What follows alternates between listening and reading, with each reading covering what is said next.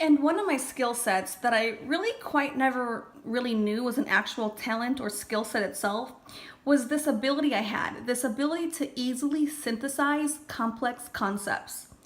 I don't think that it's even listed as a talent or a skill or a special gift, but I realized that it was an ability that was not as common as I imagined it to be. As I learn information or as I am consuming information and absorbing it, my brain immediately goes to work.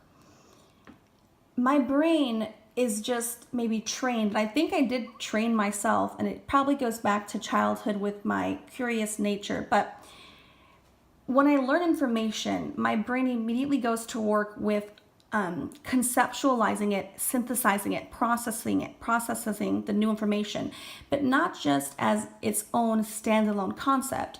My brain will go right to work and look for other ways this same information, this new material that I've just learned and absorbed can be applied from various perspectives, from various aspects. So pretty much I'm learning one thing and I'm learning it in 100 different wavelengths, if that makes any sense. Again, I've never met anyone that naturally synthesizes information like this. I'm sure there are people out there that do.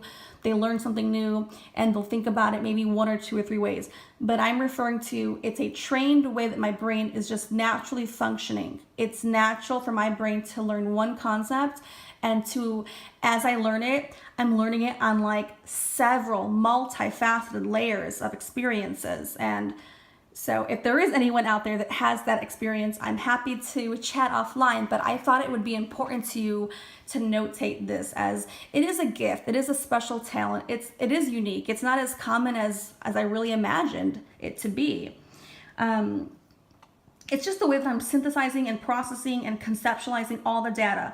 Even when they have no relation to other topics or other subjects, my brain is looking for connections. It's circuiting. It's wired to process and synthesize. I've joked around with people close to me that like my brain feels like a true computer. It's looking to find the program, and even if there's no path to connect it, it will try on a new hat naturally without me giving it an order. And that's what I wanted to highlight here. So again, it's the way I learn, the way I process, the way I'm absorbing information is just really miraculous in my personal opinion. It's a natural process. It's just the way I've been. It's also how I learn, which I think gives me an advantage. If I'm learning one thing, I'm learning it like 100 different ways.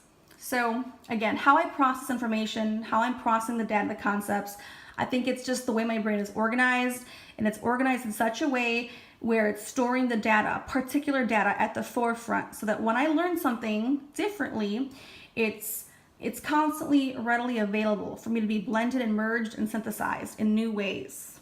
And I think that's also critical to restate.